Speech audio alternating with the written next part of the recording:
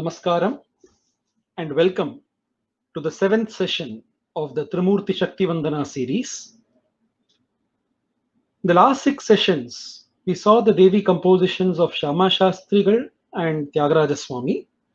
Now we come to the third Mummurti, Muthuswami Dikshitar, the youngest of the Carnatic Trinity. Dikshitar, as most of us would be knowing, had Lord Subramanya as his Ishtadevata. That is why he uses Guru Guha, the Guha who came as Guru to him in all his kritis. But the beauty of Dikshitar, his life and works, is that probably we have not seen any other Vakeyakara who has been so accommodating and has seen oneness in many, who has seen Advaitam and actually experienced it.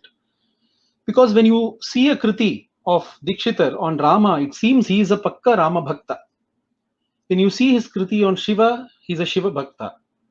On Narayana, Narayana Bhakta. On Devi, Devi Upasaka, Devi Bhakta. On Ganapati, Ganapati Upasaka. And so on. That's the beauty of the kritis of Dikshitar. And he has composed on all the deities. There has been no Pakshapata that Dikshitar has done. He has taken the approach of our Acharyas, especially Adi Shankaracharya, of the Shanmata, of speaking of the primary deities and also all the subordinate deities, the various aspects of our Sanatana Dharma, like the Navagraha Kritis, and so on. So his life is beyond even description. And anyway, I'm too little a person to even speak about the greatness of this Vakeyakara. Now, coming to the Devi compositions of Dikshitar, naturally, there are so many of them. The Amalamba Navavarana Kritis and so many Vibhakti Kritis and so many Kshetra Kritis that he has composed on the goddesses on various temples. We already mentioned about the Dikshitar Kritis of goddess Neelayatakshi, Nagapattinam, goddess Dharmasamvardhini in Tiruvayar and all during our previous sessions. These 3 days, that is today, tomorrow, and day after, we shall be looking at 3 compositions of Dikshitar,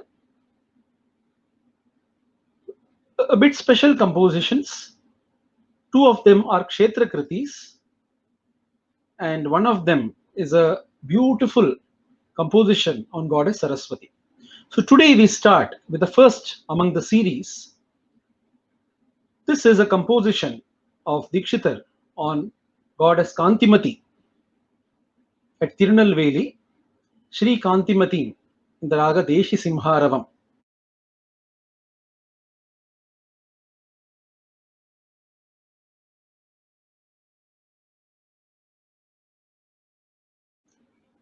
In the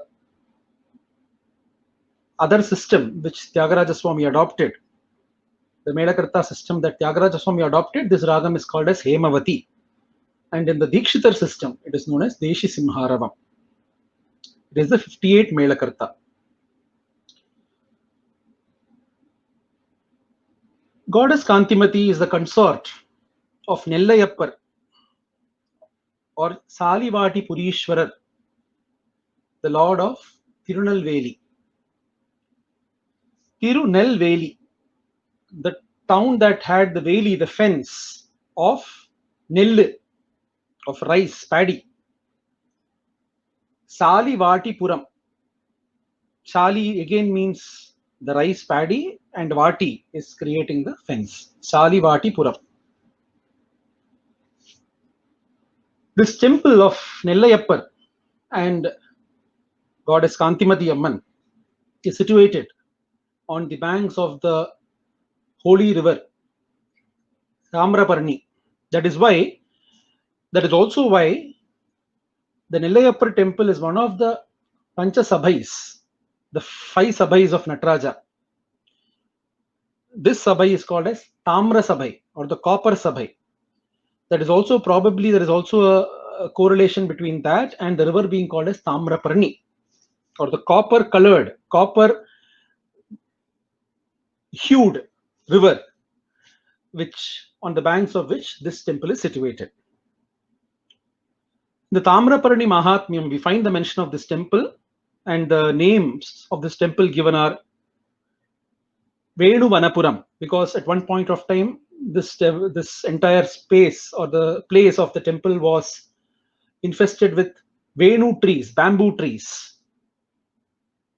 Brahma Vriddhapuri. So these are the different names given to this temple in the Tamraparni Mahatmyam. It is also the place where Lord Shiva, along with goddess Kantimati, they gave darshana to sage Agastya and other sages after they duly bathed in the river Tamraparni and worshipped the Lord. So it's a very, very popular and very holy shrine of Nellayappar and goddess Kantimati. On the Lord here, the Dikshita has composed Kalivati Purishwaram in Devagandhari, and on the goddess here, he has composed Sri Kantimatim in Deshasimharavam. So the lyrics of the composition, it goes like this: Sri Kantimatim Shankara Yuvatim. You are the young bride, young consort of Shankara. Sri Guruguha Janani. You are the mother of Guruguha. That means you are my mother as well. Vandeham. I pray to you. Hrimkara Bijakara Vadanam. Your face is in the form of Hrimkara Bijam. Especially Devi Upasana has got a lot, because it has got a lot of tantric aspects and related to the various chakras of the body. The various forms of the Divine Mother are related to various Bijaksharams. And this, probably those who do the Sri Vidyopasana and more intense spiritual practices focused on the Divine Mother, they would definitely come across this. Not just the Divine Mother, on all the other deities as well, but definitely with respect to the worship of the Divine Mother. The Bijaksharam is a very important aspect of the form of the deity. So here he says Hrimkara, the Hrim Bija mantra. The various scholars of Tantra and Sri Vidyopasana would say that the Hrim Bija mantra refers to goddess Bhuvaneshwari, or the Divine Mother in the form of Bhuvaneshwari, the mother of the entire universe, the queen of the entire universe. So she is in that form, goddess Kantimati Amman, the form of Bhuvaneshwari, and the Hrimkara Bijakara Vadana. Hiranya Manimaya Shobha Sadanam. She is in a golden house. She is housed and she is staying there. Pakashasanadi Deva Vinutam. She is venerated by Indra, who is the slayer of demon Paka. Indra and the other devatas, other devas. Pakashasanadi Deva Vinutam. Parashurama Nata Himashaila Sutam, the one who is worshipped by Parashurama. You are the daughter of Himashaila, of Himalaya, of Himadri Sutta. You are the daughter of the king of the mountains, which is Himalaya. Shuka Shaunakadi Sadaradhitam. You're always worshipped, glorified by sages like Shuka and Shaunaka. Shuddha Tamraparni Tatastitam. You're on the banks, you're situated on the banks of the Tamraparni. But how is the Tamraparni river? Shuddha. We need to underline that word and see how the state of the river today is. So he speaks of a time when there was no water pollution and the waters were clear. Shuddha Tamraparni Tatastitam. Shankha Dhyashtottara Sahasra Kalashabhisheka Modam Surahitam. Abhishekam is being done to the Divine Mother. Dikshitar is seeing that and he is describing it. How? The Kalashabhishekam. How many Kalashas? Ashtottara Sahasra. 1008 more, nearly 1008 kalashas are being poured on the Vigraham of the Divine Mother. So the Kalashabhishekam is going on.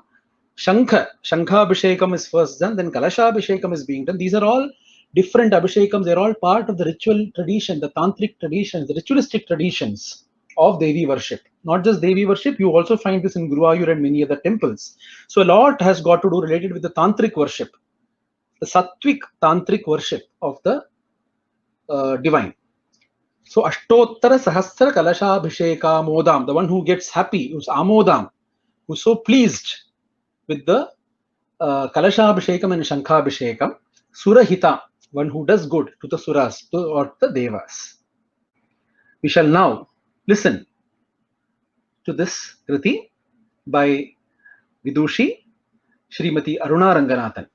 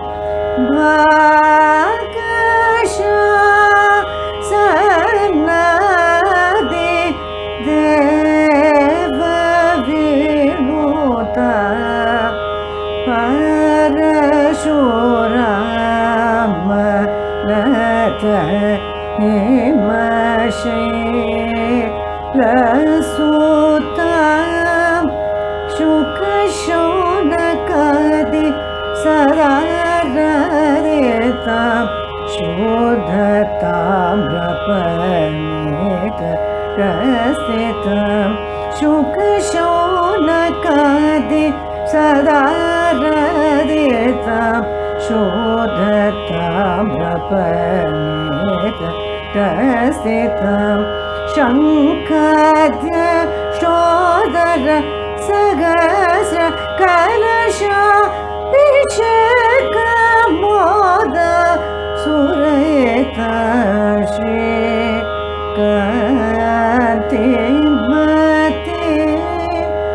Shankar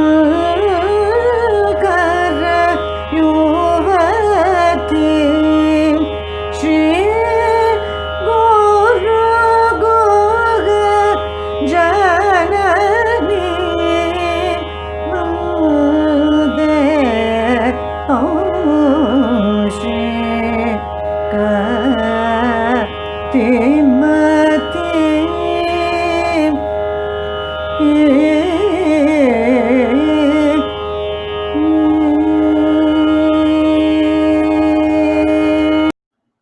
What a beautiful Kruti, isn't it?